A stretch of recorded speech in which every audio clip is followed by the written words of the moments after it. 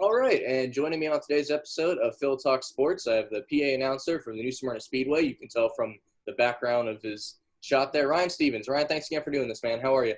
Of course. Hey, man, I'm doing great. I'm excited that we're back racing again, and things are somewhat feeling kind of normal. I think everybody's battling challenging times right now, but it's been great getting back to the track. We've been open for a couple weeks now, gotten a couple races in, and hopefully everything keeps going the way it is, and we can continue to race this season.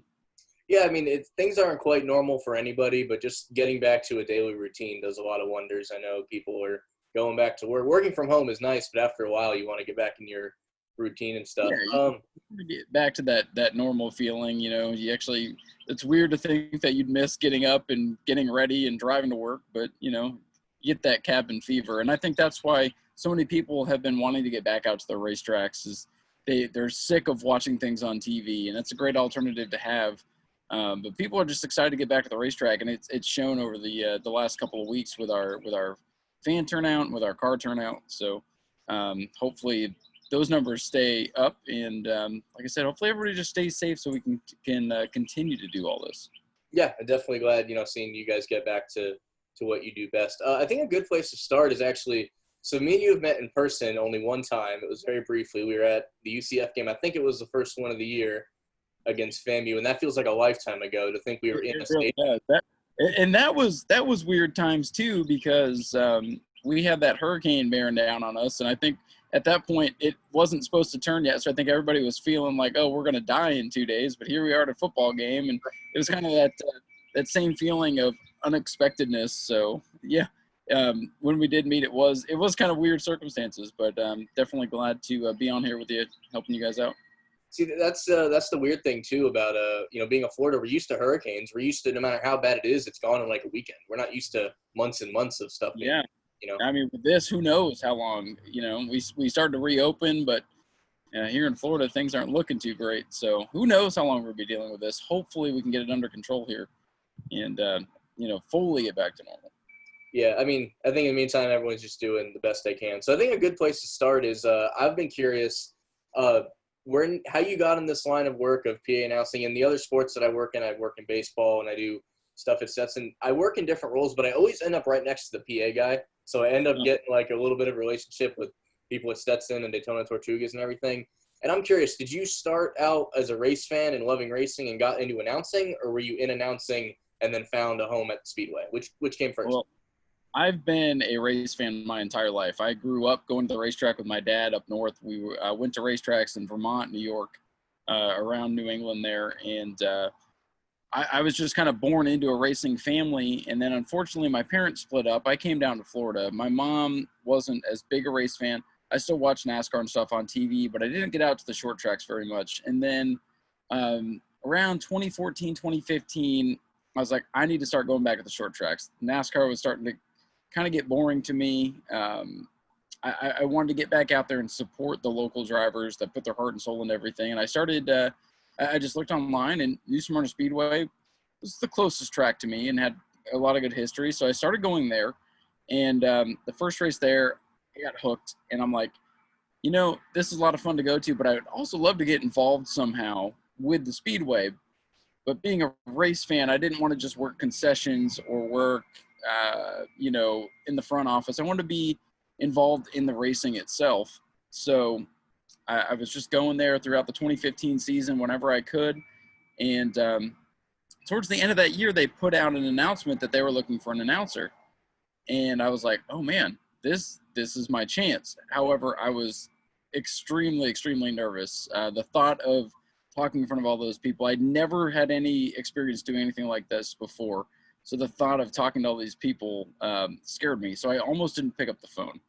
And I would have kicked myself to this day if I didn't. But I made a call and said, hey, I see you guys are looking for an announcer. I've been coming here for about the last year. I love the track. I'd love to get involved. And I'm a huge racing fan. And then a couple weeks later, they called me up and said they wanted to have me come in. So yes, I'm a huge racing fan. And I literally answered a Facebook ad and ended up with the coolest job I've ever had. Nice. Sounds like you said, you definitely would have been kicking yourself if you didn't jump on that. I think there's a misconception. People think like, you know, because it's different than like color commentating or play-by-play. Like people think it's easy, and it's definitely not. Like I've had to announce, I think, one batter because the PA guy like went to the bathroom, and like, of course, it couldn't have been an easy name, like up to bat John Smith. Like I had to just do one thing, and my heart was pounding doing that. So like, I don't think people realize how tough it is, and obviously racing is like high speed, no pun intended, of just the way information comes and how you have to, you know, portray that to the audience. I don't think everyone realizes how difficult it really could be. Yeah, you're kind of, I mean, it's not comedy, but you're kind of up there doing improv because with any sport, the action is coming at you. You never know what's going to happen. So you constantly have to be on your toes. You have to be knowledgeable. You got to know, you know, in my case, the drivers, you got to have a little bit of history behind them, and you have to be entertaining too. I'm not the funniest guy in the world, but I try. You know, I try to make the crowd laugh. I try to get them into it instead of just, okay, there's some cars going around on the track. You try to involve the fans, and but like you said, it is not easy. There's a lot going on between the racing. In between races, you have announcements that you have to make. You have sponsors you have to keep happy. You have different events that might be going on, like an intermission where you have to go down and entertain the crowd. So there's a lot that goes into it. You know, when I started there, I was like, well, I'm probably not just going to just be able to sit up there and talk about racing and then turn everything off. No, you've got to be entertaining all the time. And, you know, and you get thrown situations. There's curveballs that come at you every single night. And yes, I have butchered names before. So it's all part of the job. Yeah, I mean, I would think. So you said it was 2016. Is that the year you started? Yeah, I started there in 2016. I started there at the regular season. They have some big races early on in the season, and I guess I answered the ad kind of in between those two races at the beginning of the year and the regular season. So I started in March of 2016, and I have not missed a race since. So we're looking at 3.5, 4 years you've been doing it roughly. How long do you think it took you to really get comfortable, that you weren't just, I'm going to do my best and see how it goes? I was extremely nervous the first 3 or 4 weeks I was there. And the worst part of it would be when the gates open and spectators would start coming in, and we had that like hour and a half period where there was nothing going on. And I still, you know, luckily I had the luxury of playing music and stuff to fill airtime, but you'd still want to come on, let everybody know what's going on, tell them about any specials. The most nervous I would be was right at the beginning when I had to make those first announcements, breaking the silence, kind of breaking the ice coming in. But it took me a good year to really get comfortable with my own style and getting used to it. Now I go to New Smyrna Speedway, and it feels natural. I get up there, turn the microphone on, and I just start talking. And usually I just talk about the same crap over and over again, and people get sick of hearing me talk about it until the races start, and then, you know, it can get different. But I would say it took me a good year, maybe even a year and a half, to really get comfortable with what I was doing and feel that I was doing a good job. And I'm sure after a while too, like your voice over the intercom becomes part of just the ambiance of the track. Like you said, you haven't missed a race since you started. If somebody had to fill in for you, I'm sure it wouldn't take long for people to be like, "Who's that guy? That's not Ryan," you know, speaking and whatnot. So I'm sure after a while it becomes part of their experience is hearing you, you know, announce. Yeah, you know, people, if I do interviews and stuff or go other places, people call me the voice of New Smyrna Speedway. To me, that's kind of weird, but it's the truth. People expect when they come to the track, if they're regulars, to hear my voice. And every now and then I have guest announcers come in and help me out with the night, or, you know, the manager will come up and he'll get on the mic and talk to the crowd for a bit. We have guests and whatnot. But people, when they come to New Smyrna, they expect to hear me, which it's still, after all this time, it still sounds super weird for me to say that. But, you know, when I go to a place regularly, I like that consistency. So I think it's good that, you know, I've been able to be there for so long, and they've had me there for so long, and there is that consistency, and people kind of know who I am, whether they like me or not. You know, there's some people that, you know, probably don't like me, and that's fine. But I like that I've been able to be loyal to the track. They treat me right. The drivers there, that's where my biggest bond is, getting to meet all of our drivers and talking to them and seeing them on a weekly basis, learning their stories and watching them develop. And, you know, just, I don't know, there's something about the track where I wouldn't want to miss a lap. And thankfully I've, you know, my health has been good, and I've been able to be there each and every week. And to have someone else fill in for me, it would feel weird and it wouldn't feel right to me. So unless they got rid of me, I don't foresee me ever missing a race there. Yeah, you sound like you have the Brett Favre mentality of not even giving anyone else a chance to take your position and stuff. And you mentioned the bond with the drivers. It's not only them getting to like you, is you're kind of putting over the drivers, making them as important, letting their stories be known to the people. So like you said, you get the bonds. Is there anyone that you like? I don't want to say have an issue with, but like, are some drivers, did they warm up to you sooner than others, or was everyone pretty open to you when you started?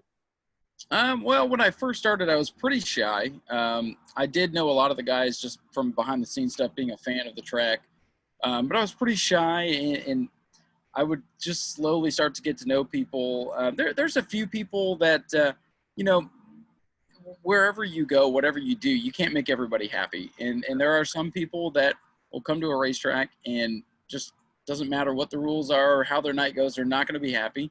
They'll get on Facebook. And there's been a few people where I've had to go on Facebook and argue back and forth with them because they'll say things that just aren't true because they had a bad night. And eventually that happens to the same person over and over and over. And, they're just like, oh, you're just you work for the track, so you're just kissing butt. And I've had a few instances like that, but nothing major. I mean, I respect pretty much everybody that comes to that racetrack.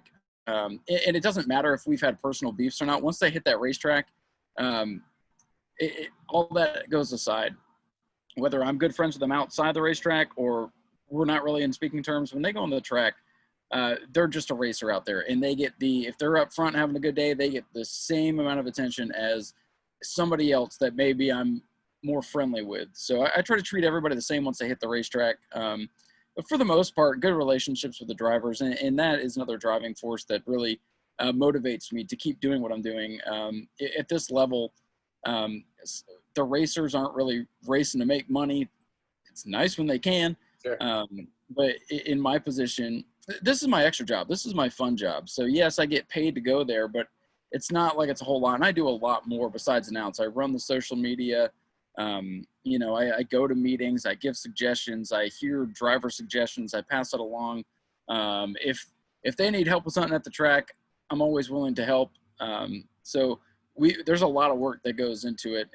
And again, I don't do it for the money. I don't do it for people to like me. I do it because I enjoy doing it and I get something out of it. And it's been great experience for me. I feel like it's really helped just overall my confidence. I'm not as shy as I used to be. I'm not scared to put myself out there, if that makes sense. Yeah, that definitely does. And like you said, I'm sure regardless of how they feel about you, maybe personally, I'm sure they all respect the hard work you put in. And like I said, it might not be your main job and, yeah, you get paid to some degree, but, it's because you love doing it. I'm sure at the end of the day, they at least respect that. So you mentioned you were kind of born into a racing family. I was someone who I love like all sports, but my dad, when I was younger, we bonded on wrestling and he loves racing. He could care less if he ever watched football again. Racing is his thing. And actually my first race was, weirdly enough, the race where Dale Earnhardt lost his life. That was our first time at Daytona and everything. And then after, up until then, we, great experience and everything. And after that, my dad we stayed away from the track for a while for, I'm sure it was a mixture of reasons, but we ended up going to plenty of things out at the Speedway and at New Smyrna Speedway because maybe it was just more local and he felt more comfortable. We were pretty young at the time. I was a Mark Martin guy growing up, which, that's is like somebody saying, oh, I'm a Brett Favre guy and I haven't watched since. So I'm pretty lapsed of a fan. We usually watch 500 and everything. But so like that track still does have like, I remember meeting Mark Martin there. He would do like autograph signings and stuff. And I remember that, back in the day and everything. But do you think over the time, like racing's definitely changed, at least on the main level? I'm sure it's more grassroots, the things you do.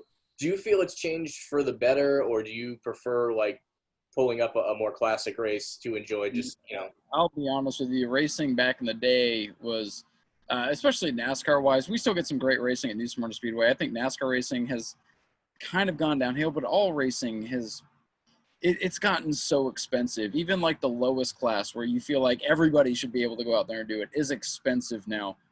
You think about, fuel costs, tires are outrageous. And there are people that come out every single week and buy tires. And there are some guys that can't afford to buy tires. So they're already behind the eight ball. Right. And the cost of racing is so high up there now. The winnings haven't really kept up with the costs, which whose fault is that? I mean, it's a tough one to pinpoint. What do you do to rein in the cost? Because some people will say it's gotten so far out of control, there's no way to bring it back in. I feel like short track racing, though, is a much better product. You don't have to worry so much about engineering and aerodynamics.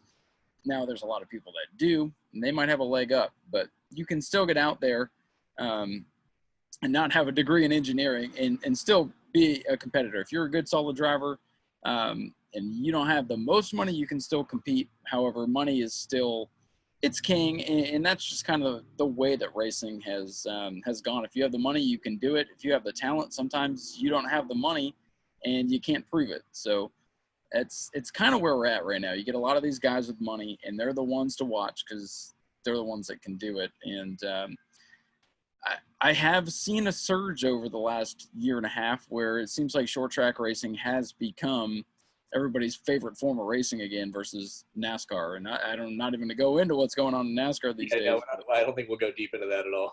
Yeah, but I'm a huge short track racing fan, and I'm happy. People always ask me, well, what's your end goal with this announcing thing? I like what I'm doing now.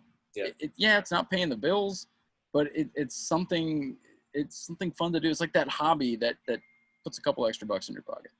Yeah, I mean, if your hobby can make you some extra money, to me, that's a successful hobby. Like some people's hobby is what takes money away from them, whether it be collecting different things or whatever. Like some hobbies take away from your checkbook, and other, you're putting money in it. So that's a plus, I would think. I was gonna bring this up later, but since we're talking about racing between then and now, as a pretty casual fan now on the NASCAR level, the whole racing in phases, I absolutely hate it. Is that because I don't know what I'm talking about and I don't watch a lot, or is that the general consensus for most people watching?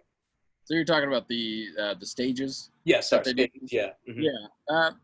It depends. I know a lot of people that don't like it just because it's not traditional. Mm-hmm. It breaks up maybe the flow of the race or the strategy, and I can see that argument.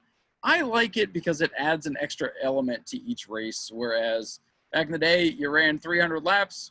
At the end of it, you got points, and that was it. Now, it kind of gives you more to race for. So at the first stage, if you can win it, you get an extra couple of points, and then you get a playoff point. If you can win stage 2, it's the same situation.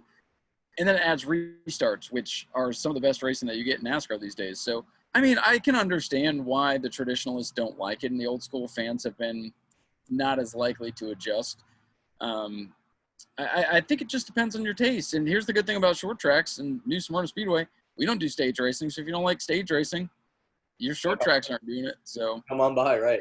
I mean, I definitely see the argument of like if somebody, leads 100 laps and doesn't end up winning, they could, if they, if it's the right 100 laps, they could win a stage and, they'd still be rewarded for their performance. Yeah. So like, I definitely see that part of the argument. I think it comes down to how you opened it, where I think it does break up the flow sometimes. And I mean, races at that level are long enough as it is. I think it's almost, I think it could be the reason a lot of people have an issue with it. I was just curious because that was my opinion, but I'm not someone who can call myself like, die hard in it. So I'm curious how someone closer to the action would feel about that. So yeah, I definitely say I'm in the minority, but I don't mind it. I think it's fun to have those little key points in the races to give you a little bit more to race for. So, but again, I can see the other side of it. And hey, if they never went to the change, then, I wouldn't feel like I was missing anything. So, yeah, that's true. So to shift a little bit here, obviously you've been here, we've figured out, I think around 4 years now, things are moving along, you're getting comfortable. And then this COVID things happens. And a lot of sports, there was like that month where everyone jumped to esports and you saw like NBA guys playing 2K in tournaments and stuff. And I kept up a little bit. You guys did the IRacing, the IRacing, whatever, and you did some announcing for that. Was that completely different once you start, or once a race starts? Are you getting the same mode of a real life race? It was very different for me. I'm used to, going up to the booth and knowing how everything works and just doing my thing. I did get the opportunity to do some iRacing. A friend of mine was big into it, and he had announced a few races with me at the track a couple of years ago. So he got the idea that, well, New Smyrna wasn't running, that we could do a series to kind of keep the track relevant, to keep, give us a platform to, keep ourselves out there. And we did a big race, and then after that we did a series, and it was definitely weird. I don't own the game iRacing. I'm not a huge, I'm a casual gamer, so I have a PlayStation. Pick up a game every now and then and play. Sure, yeah. The iRacing thing, I've never invested into it. I have a Mac, so I can't even play the game. Yeah, you and me both. That's the one bad thing with the Mac. Gaming is terrible on it. Yeah, and I've had opportunities where people have asked me, hey, would you help us out with an iRacing thing? And I'm like, I can't. But luckily now with Discord and screen sharing, I was able to share. One of the guys who was running the production, I was able to share their screen, call the races. Calling the races, after did it a couple times, it felt like, yeah, hey, just go commentate about the cars going on track. But the racing is so different. I mean, you got things that are happening in a virtual race that would never happen in real life. And I definitely appreciated being able to do that, to keep fresh in the downtime and to give us something to do during the downtime. It does cause a lot of unnecessary drama, which I've had to go through, and it's for me, it's the drama isn't worth it for a video game, but it's nice to have that as an alternative and to have that to do in the meantime while we weren't able to race. And so that way, when I got back to the track a couple of weeks ago, I'm like, hey, my voice is still ready. I'm still ready. There's just pros and cons to everything, but man, I would not give up going to the real track to do iRacing ever. Sure, yeah. I mean, I have a project with a buddy of mine. We create teams on Madden, and we do the commentary for it. And it's obviously nothing like if you were to do a real football game, the pacing and everything. But, I mean, I imagine it's still a little fun. Now, did that end when you guys got back to the track, or is there still a series that needs to finish before they wrap that whole thing up? We completed a series Wednesday night, as a matter of fact. We didn't know how long the shutdown was going to be, so we kind of did we did a big race for the track, and they gave us approval to do the series, and the series was 9 weeks, and I think it overlapped by about 2 weeks, and they had concerns about people getting into iRacing and not wanting to go back real racing. But man, the iRacing thing, I think for a lot of drivers it was fun at first too, and then we started to see our people dwindle down, where our last race, instead of having about 40 people involved, we had maybe 18 or 19 people involved. So once the track started opening back up, the iRacing thing kind of fizzled out a little bit. There was some drama that was involved, but I mean, it's like I was telling the guys that I was working with, I'm like, now you guys can see the stuff we have to deal with when somebody has a bad night. So it's just the one thing I will say about iRacing is the people that do compete in iRacing do take it just as seriously as they would their real race cars. So, if you tell them it's a video game, relax, like, I put a lot of effort into this. So, sure, yeah. I mean, you get that side of it too. But yeah, like I said, I don't regret doing the iRacing thing. I'm glad I had that opportunity, especially with that downtime, not knowing when we were going back racing. But now that the tracks are back open, just get me to the real racetrack. That's how I feel. Right. I can't imagine a lot of people, like you said, like once the real track is back, I mean, iRacing, that's something you do for fun during the week maybe, but I'm sure a lot of people, you can never replace the real thing. So as you said, that kind of fizzled out around the time that you guys were able to go back. Talk about that process for a minute of, like, obviously Florida opened up. Some people say too soon, but things are able to, slowly work in. What was the decision-making like? Was when can we start?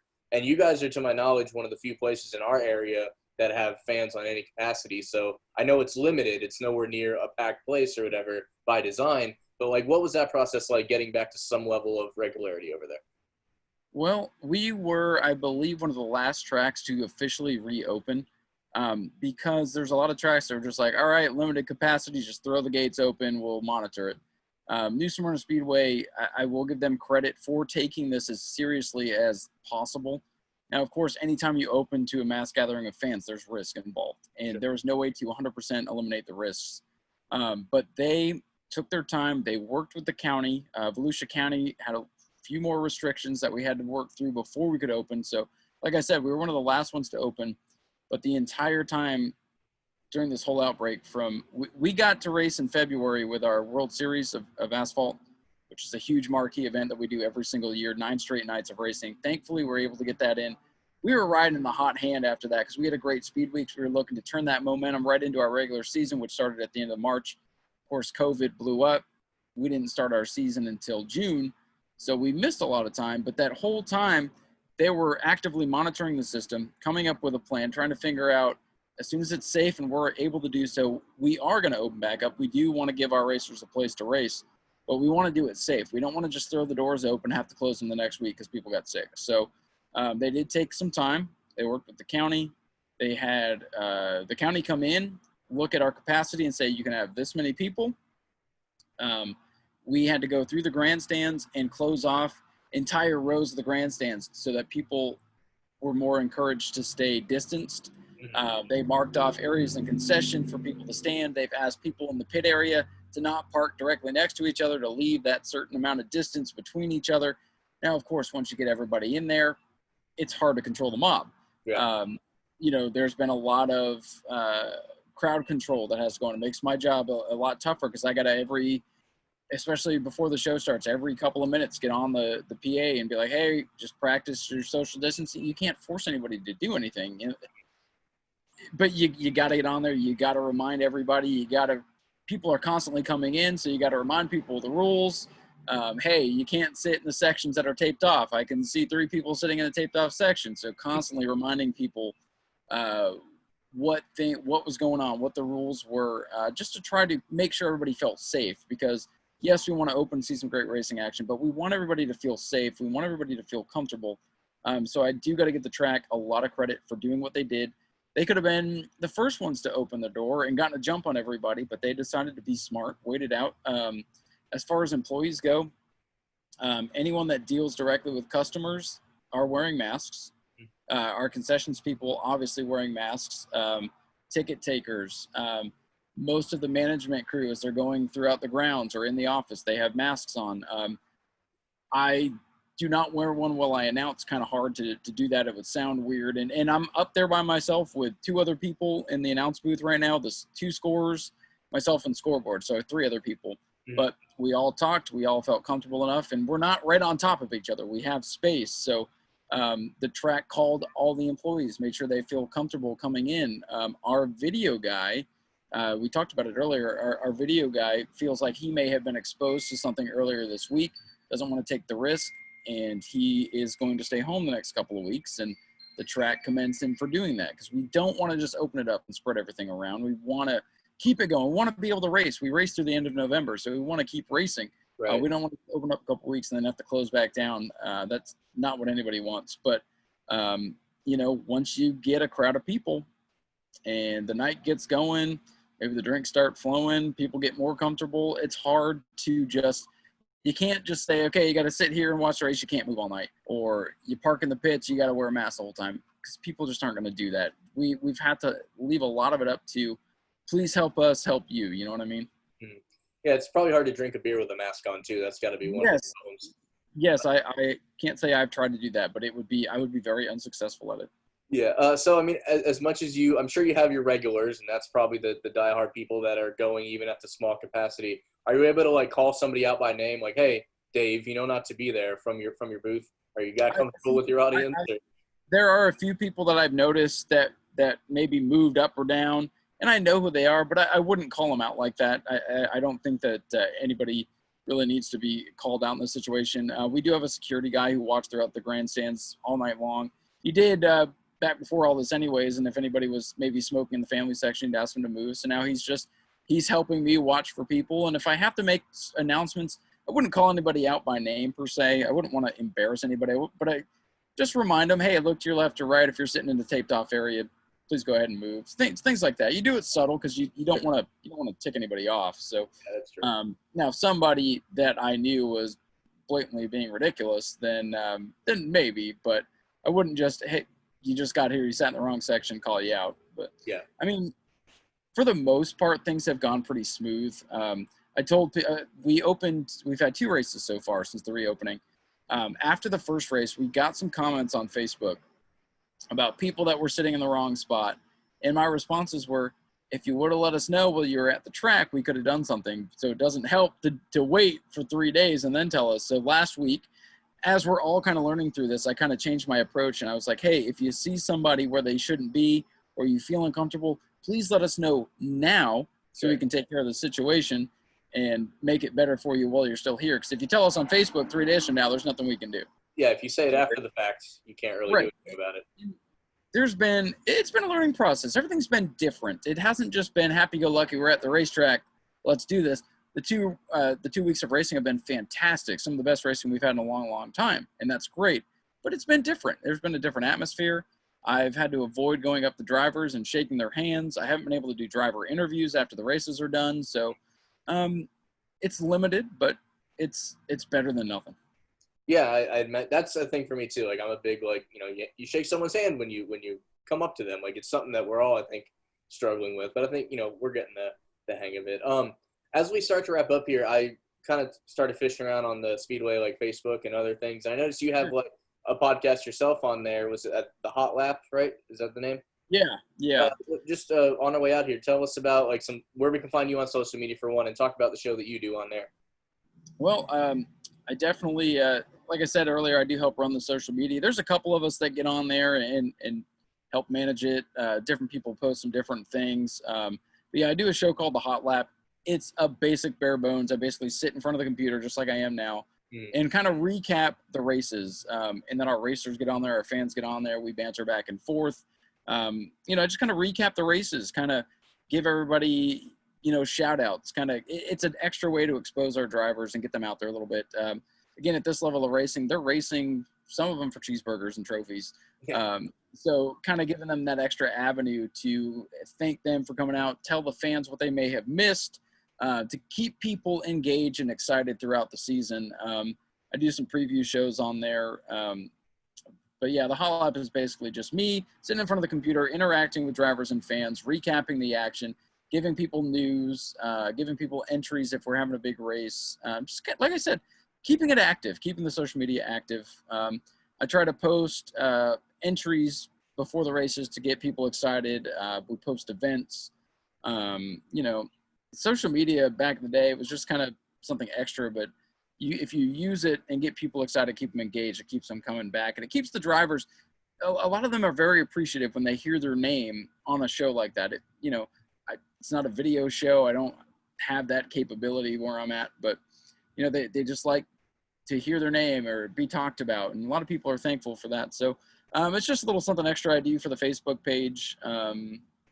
Something our new manager kind of brought up to me. He's like, hey, what do you think you can do for a show? And I'm the announcer. I'm not the video guy. I don't have all the crazy technology. I pretty much have my computer here, which has a built-in webcam that I sit in front of and do my thing. But he was asking me about that, and I didn't want to do nothing. So I just started the Hot Lap, and it took off. And now the manager and a buddy of his, they have a show that they do during the week where they talk to other tracks and talk about Florida racing. So, we just kind of stepped up our social media footprint, and this is my way of contributing and just a little something extra I can do and just a little something fun to do for half an hour each week.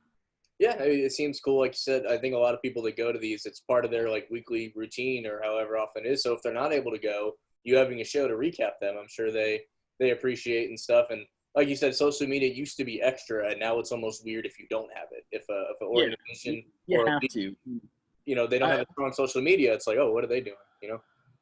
Yeah, and I have a full-time day job that pays the bills, and I help with the social media. And there are some weeks where I have more time and I'm able to do more.